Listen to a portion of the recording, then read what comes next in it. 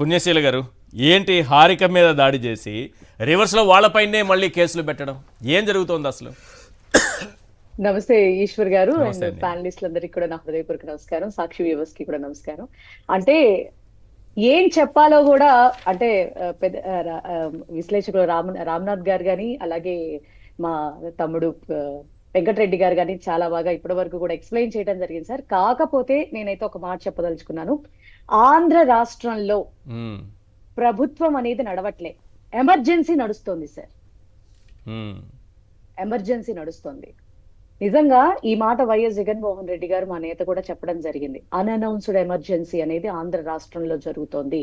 బాధ్యతలు మర్చిపోయి మనల్నే టార్గెట్ గా పెట్టుకుని, చిన్న పిల్లలు లేదు, పెద్దవాళ్ళు లేదు, నన్ను నాతో పాటు నా క్యాడర్ ని అందరినీ కూడా టార్గెట్ గా పెట్టుకుని మ్మ్. వాళ్ళని మాత్రమే ఏదో ఒకటి చెయ్యాలి. ఎందుకంటే వీళ్ళకి ఈ సంవత్సర కాలంలోనే సూపర్ 6 లో వీళ్ళు ఫెయిల్యూరు, వీళ్ళు ఇచ్చిన మాట నిలబెట్టుకోవటంలో అన్నిటిల్లో ఫెయిల్యూర్స్. మ్మ్. ఎందుకంటే జగన్మోహన్ రెడ్డి గారు వచ్చిన తర్వాతే అటు మిర్చి రైతులకైనా, పొగాకు రైతులకైనా, నిన్న మామిడి రైతులకైనా న్యాయం జరిగినటువంటి విషయం మనం చూసాం. ఏ క్రెడిట్ అయినా కూడా వీళ్ళు ప్రభుత్వంలో ఉన్నా కూడా జగన్మోహన్ రెడ్డి గారికే ఆ క్రెడిట్ అనేది ట్రాన్స్ఫర్ అయ్యేటటువంటి ఈ విషయాల్ని మ్మ్. వాళ్ళు డైజెస్ట్ చేసుకోలేకపోతున్నారండి. జగన్మోహన్ రెడ్డి గారు చెప్పినట్లుగా చంద్రబాబు నాయుడు గారు మేము అధికారంలో ఉన్నప్పుడు ఆయన బయటికి రావడానికి లిటరల్లీ 3 to 4 years పట్టింది. ఎందుకంటే జగన్మోహన్ రెడ్డి గారు ఇచ్చిన మాట ఇచ్చినట్టుగా నిలబెట్టుకుని సంవత్సర కాలంలోనే నవరత్నాల్ని ప్రజల్లోకి అమల్లోకి తీసుకొచ్చి దానికి ఒక క్యాలెండర్ కూడా ఇచ్చి ఏ డేట్ కి ఆ డేట్ కి పడిపోయే విధంగా, కరోనా ఉన్నప్పటికీ కూడా sir hmm. He had done a good job sir. అది మేము చాలా ప్రౌడ్ గా ఫీల్ అవుతాం, చాలా ప్రౌడ్ గా చెప్పుకుంటాం కూడా. ఈ రోజు చూస్తే చంద్రబాబు నాయుడు గారి 40 years ఇండస్ట్రీ, ఆయన అనుభవం అనేది నాకు తెలిసి 14 to 19తోనే ఆయన ఇదంతా కూడా పోయింది. అప్పటికే అయిపోయింది, బట్ అప్పుడు గుడ్డిలో మెల్ల, అప్పుడు Okay. గుడ్డిలో మెల్ల. మ్మ్. కానీ ఈసారి ఈ జనసేనతో కలవడంతో ఆయన రాజకీయ అనుభవం అంతా కూడా ఆవిరైపోయి పక్క వాళ్ళ క్రెడిట్లని ఆయన క్రెడిట్ గా వేసేసుకోవటం, ఆయన చేతగాని తనాన్ని కవర్ చేసుకునేటటువంటి క్రెడిట్ నేపథ్యంలో చోరు బాబు అని ఒక హ్యాష్ ట్యాగ్ తిరుగుతోందండి. భలే చెప్పారు మీరు. వాస్తవం క్రెడిట్ సార్, చోరు బాబు హ్యాష్ ట్యాగ్ వాస్తవం. బాగా సోషల్ మీడియాలో విపరీతంగా ట్రెండింగ్ అవుతోంది. ఇప్పుడు ఎందుకంటే మ్మ్. మీకు ఒకటి చెప్తాను సార్, ఇందిరాగాంధీ గారిని తీసుకుంటేనేమో ఆనాడు నేషనలైజేషన్ ఆఫ్ బ్యాంక్స్ మనకు గుర్తొస్తాయి సార్. అవును.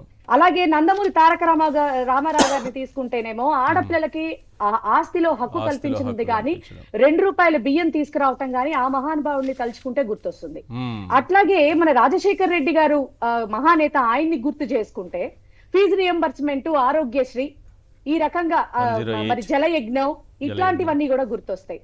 జగన్మోహన్ రెడ్డి గారిని తీసుకుంటే అసలు నవరత్నాల్లో ఏ స్కీమ్ ని తీసుకున్నా కూడా అది ఆయనకే ప్రత్యేకత. మ్మ్.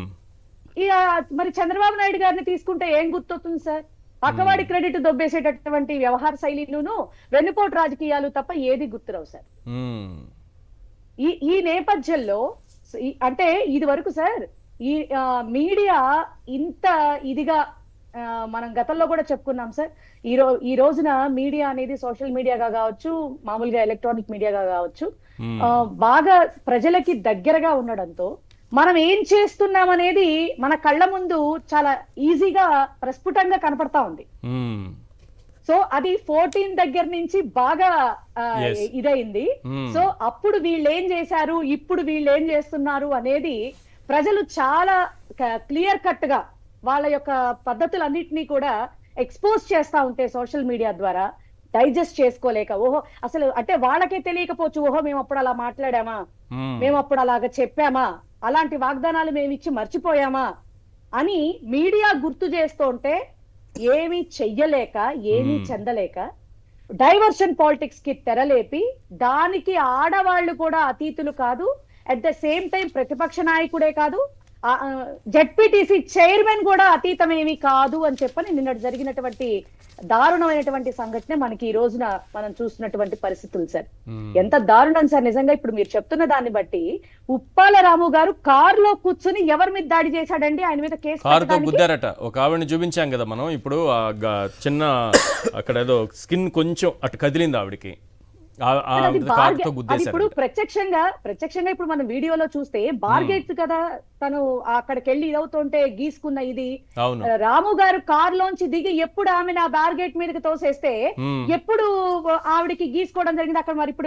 మరి ఇప్పుడు విజువల్స్ లో మనం చూస్తా ఉన్నాం చూడండి. ఇప్పుడు అలా వాళ్ళల్లో వాళ్ళే ఇదవుతా ఉంటే జరిగినటువంటి ఎంత పెద్ద గాయం అండి.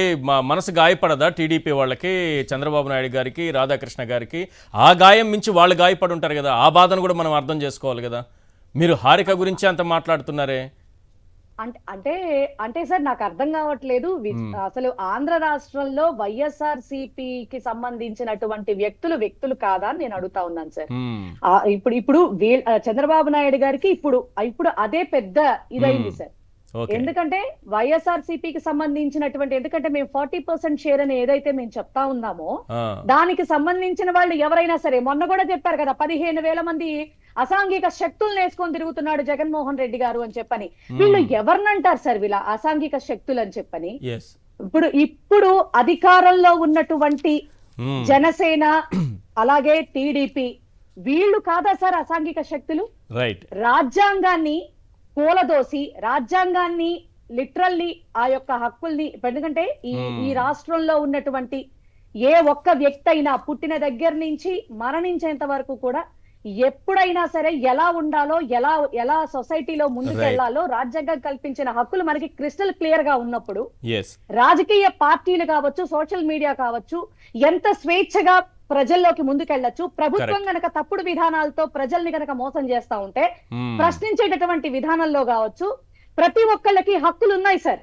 ఆ హక్కుల్ని కాలరాస్తూ ఇప్పుడు పోలీసు వ్యవస్థ అంతా కూడా ప్రభుత్వం మాది కదా, మా చేతుల్లోనే ఉంది కదా అన్నట్టుగా ఈ రోజున పాపం దాడి జరిగింది హారిక గారు వాళ్ళ హస్బెండ్ మీద. భయభ్రాంతులకు గురైంది ఆ దంపతులు. వాళ్ళ కార్యక్రమానికి, మా పార్టీ నేత అనౌన్స్ చేసినటువంటి కార్యక్రమానికి వాళ్ళు వెళ్తా ఉంటే తగుదునమ్మా అనుకుంటూ వీళ్ళు అక్కడ చేరుకుంటే నిజంగా ఈ టైంలో పోలీసు వారిని ఏమనాలో కూడా నిజంగా అర్థం కావట్లేదు సార్. చోద్యం చూస్తూ వాళ్ళు ప్రవర్తించిందే కాకుండా మళ్ళీ కొల్లు రవీంద్ర గారు ఎంత గొప్పగా ఆమెను పట్టుకొని మహానటి, మళ్ళీ సేమ్ సామాజిక వర్గం సిగ్గుపడాలి సార్. ఆయన సిగ్గుపడాల్సినటువంటి పరిస్థితి. ఇన్ని దారుణాలు ఈ ప్రభుత్వంలో మనం చూడాల్సి రావటం నిజంగా ఆంధ్ర రాష్ట్ర ప్రజల దురదృష్టం సార్. రైట్.